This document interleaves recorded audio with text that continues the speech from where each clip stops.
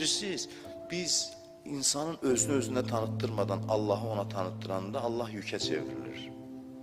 Bir de var ki, özünü tanıyasan, biləsən ki, Allaha ehtiyacın var, Allaha ehtiyaclısan, bunu başa düşəsən, sonra sana Allahı tanıttıralar. Ümumiyyətlə, biz bir şeye ehtiyacımızı başa düşmədən onu bizə versələr, bizə yük kimi qəbul olunacaq. Bizə lazımsız kimi görünəcək. Bizə əvvəl insan olaraq izah eləmək lazımdır ki, sənin buna ehtiyacın var. Bir şeye bizə ehtiyaclı olanda, onu bizə verəndə biz onu bağrımıza basa bilirik. Allahla da bağlı təbliğat belə qurulmalıdır həmişə. Amma biz insan başa düşmədən ki, Allaha ehtiyaclıdır, biz Allahdan danışırıq. Başa düşürsün. Onda belə çıxır ki, Allah sənə zor deyir.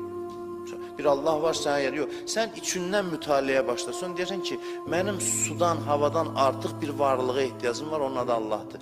Onun varlığı mənim